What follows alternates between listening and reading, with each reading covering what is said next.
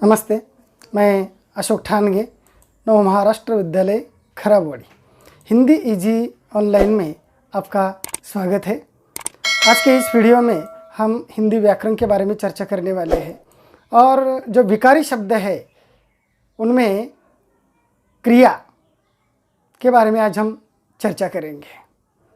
क्रिया क्या होती है, क्रिया किसे कहते हैं, क्रिया के भेद कौन से हैं, इसकी चर्चा इस वीडियो के माध्यम से हम करते हैं।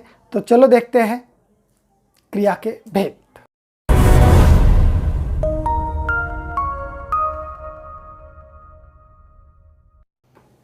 क्रिया के भेद समझने के लिए सबसे पहले हमें क्रिया क्या होती है यह जानना आवश्यक है।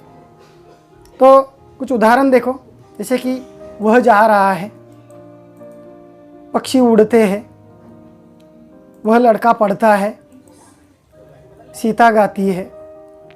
अब यहाँ इन उदाहरणों में जो क्रियाएं हैं, जैसे कि रहा है, उड़ते हैं, पढ़ता है, गाती है, इन शब्दों से, इन क्रिया शब्दों से क्रिया के होने का बोध होता है या कोई कार्य हो रहा है यह हमें पता चलता है। यही क्रिया है, यानी कि जिन शब्दों से हमें क्रिया के होने का पता चलता है उसे क्रिया कहते हैं। तो संक्षेप में क्रिया की परिभाषा हम इस प्रकार बता सकते हैं, जिस शब्द से किसी काम के होने या करने का बोध होता है उसे क्रिया कहते हैं। बहुत बार क्रिया के संबंध में और एक शब्द हमारे सामने आ जाता है, वो धातु। क्रिया और धातु इन दोनों को ज़्यादातर हम एक समझ बैठते हैं, लेकिन वास्तविक रूप से दोनों में फ़र्क है। और यह फ़र्क है यह है कि मूल क्रिया से ना निकलने पर जो रूप बनता है उसे धातु कहते हैं। उदाहरण के लिए क्रिया पढ़ना, यह क्रिया है, तो इस पढ़ना क्रिया में से इस ना को अगर हमने निकाल दिया तो क्या रहता है, पढ़, यह शब्द रहता है। तो यही पढ़ धातु है। उसी प्रकार लिखना से बन जाएगा लिख, देखना से बन जाएगा देख, और बैठना से बन जाएगा बैठ। तो इस प्रकार क्रिया और धातु इनमें यह फर्क होता है। मूल जो क्रिया है उससे जब हम ना को निकाल देते हैं तो उसे धातु कहते हैं, और इन्हीं धातुओं में से क्रिया के अनेक रूप बनते हैं। जैसे कि लिखना यह क्रिया है या लिख यह धातु है, तो उसके अनेक रूप कैसे बनते हैं, लिखता, लिखती, लिखते, लिखना, लिखनी, ऐसे अनेक रूप होते हैं। तो यहाँ हमने क्रिया और धातु में क्या फ़र्क है और क्रिया कैसे कहते हैं यह जान लिया। चलो आगे बढ़ते हैं और क्रिया के भेद के बारे में चर्चा करते हैं। क्रिया के भेद दो तरीके से होते हैं। पहला है कर्म के आधार पर क्रिया के कुछ भेद होते हैं, और संरचना के आधार पर क्रिया के कुछ अलग इस प्रकार के भेद होते हैं। तो पहले हम कर्म के आधार पर क्रिया के कौन से भेद होते हैं ये समझ लेंगे। तो कर्म के आधार पर क्रिया के दो भेद होते हैं। पहला है सकर्मक क्रिया और दूसरा है अकर्मक क्रिया। और संरचना के आधार पर क्रिया के कुल 5 भेद हैं। पहला संयुक्त क्रिया, दूसरा सहायक क्रिया, दूसरा मुख्य क्रिया, तीसरा सहायक क्रिया, प्रेरणार्थक क्रिया और पूर्वकालिक क्रिया। इस प्रकार क्रिया के कर्म के आधार पर कुछ भेद, 2 भेद होते हैं, और संरचना के आधार पर यह 5 भेद होते हैं। आज के इस वीडियो में हम कर्म के आधार पर क्रिया के भेद कौन से और उसी के बारे में विस्तृत इस प्रकार की चर्चा हम करने वाले हैं। तो चलो आगे बढ़ते हैं। कर्म के आधार पर क्रिया के जो भेद होते हैं उसके बारे में चर्चा करते हैं। तो कर्म के आधार पर क्रिया के सकर्मक और अकर्मक क्रिया ये 2 भेद होते हैं। उसमें पहला प्रकार है सकर्मक क्रिया। यहाँ कर्म यह शब्द बहुत ही महत्वपूर्ण है, क्योंकि देखो सकर्मक, इसमें कर्म इस प्रकार का शब्द है।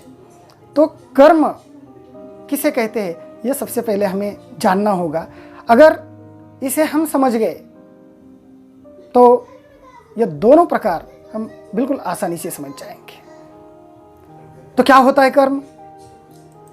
एक उदाहरण देखते हैं। राम पुस्तक पढ़ता है।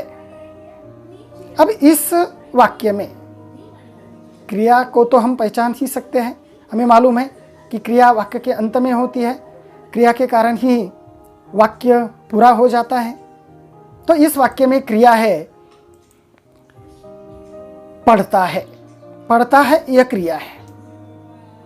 अब इस क्रिया को प्रश्न पूछने पर हमें कर्म और कर्ता मिल जाता है। क्रिया को अगर हमने प्रश्न पूछा, क्या यह प्रश्न पूछा, क्या पढ़ता है, तो पुस्तक पढ़ता है, हमें कर्म मिल जाता है, मतलब पुस्तक यह कर्म है। और उसी क्रिया को कौन यह प्रश्न पूछा, कौन पढ़ता है, तो राम पढ़ता है, कर्ता मिल गया। इस वाक्य में कर्म है और वह है पुस्तक। और कुछ उदाहरण देखते हैं, जैसे कि रमेश कुत्ते को मारता है, रवि तबला बजाता है, नुपुर गीत गाती है। तो यह जो कुत्ते को, तबला, गीत, यह जो शब्द है यह कर्म है। मतलब इन वाक्यों में कर्म है, इन क्रियाओं के साथ कर्म आया हुआ है। तो इन क्रियाओं के साथ कर्म है, इसीलिए इन क्रियाओं को सकर्मक क्रिया कहा जाता है। सकर्मक मतलब क्रियाओं के साथ, कर्म के साथ, मतलब यह कर्म के साथ यह क्रियाएं आई है, इसलिए वह है सकर्मक क्रिया। इसकी परिभाषा होगी, जब क्रिया का फल कर्ता से निकलकर कर्म पर पड़ जाता है उसे सकर्मक क्रिया कहते हैं, या जिस क्रिया के साथ कर्म होता है उसे सकर्मक क्रिया कहते हैं। तो यह हो गई सकर्मक क्रिया की परिभाषा। अब यह भी जानना आवश्यक है छात्रों कि सकर्मक क्रिया जो है, उस सकर्मक क्रियाओं में कभी कभी एक कर्म होता है तो कभी कभी दो कर्म भी होते हैं। जैसे कि यह उदाहरण देखो, रमा भोजन बना रही, रमा भोजन देती है। तो इस वाक्य में भोजन क्या देती है?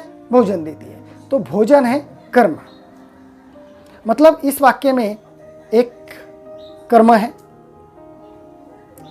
दूसरा वाक्य देखो, रमा भिखारी को भोजन देती है।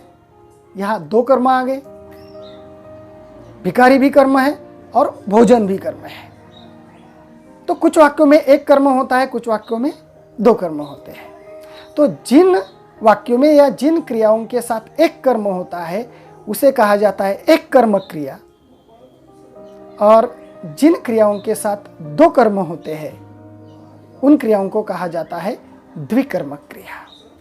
जब वाक्य में दो कर्म आते हैं, उस क्रिया के साथ दो कर्म आते हैं, तो उसमें एक कर्म होता है मुख्य कर्म और दूसरा होता है गौण कर्म।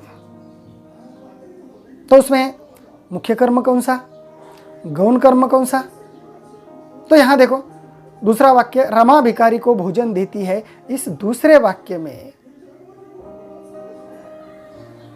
देती है इस क्रिया के साथ भोजन, यह कर्म आया है, वह क्रिया के बिल्कुल समीप है, इसलिए वह है मुख्य कर्म।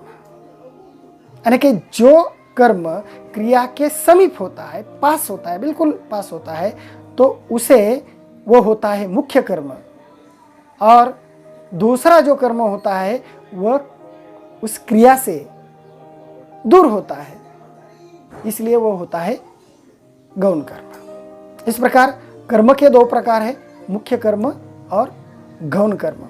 अब हम चर्चा करने वाले हैं क्रिया का दूसरा भेद जो है अकर्मक क्रिया। अब अकर्मक क्रिया कुछ उदाहरण देखते हैं, जैसे कि राम पढ़ता है। अब यह वाक्य देखो, इसमें पढ़ता है क्रिया है, और कौन पढ़ता है? तो राम पढ़ता है, वो हो गया कर्ता। मतलब इस वाक्य में कर्ता और क्रिया इसके अलावा कुछ भी नहीं है। मतलब इस वाक्य में कर्म नहीं है। उसी प्रकार अगला उदाहरण, कल्पना गाती है, दीपक दौड़ता है, रमेश बैठा। अब इन वाक्यों में देखो कर्म ही नहीं है, कर्म नहीं है इसलिए वह अकर्मक क्रिया। मतलब जब क्रिया में कर्म नहीं होता, क्रिया का सारा फल कर्ता पर पड़ता है, तो उसे अकर्मक क्रिया कहा जाता है, या जिस क्रिया के साथ कर्म नहीं होता उसे अकर्मक क्रिया कहा जाता है। इतनी सीधी सादी या आसान इस प्रकार की बात है। तो इस प्रकार इस वीडियो में हमने क्रिया के जो भेद है कर्म के आधार पर और संरचना के आधार पर, उसमें से कर्म के आधार पर क्रिया के सकर्मक और अकर्मक क्रिया, ये जो दो भेद होते हैं, इसकी विस्तृत इस प्रकार की चर्चा की है। और संरचना के आधार पर जो क्रिया के भेद होते हैं उसकी चर्चा हम अगले वीडियो में करने वाले हैं। और इसीलिए अब तक अगर मेरा चैनल आपने सब्सक्राइब नहीं किया होगा तो उसे सब्सक्राइब कीजिए, ताकि आने वाले जो वीडियो है वो सबसे पहले आपको मिले। धन्यवाद।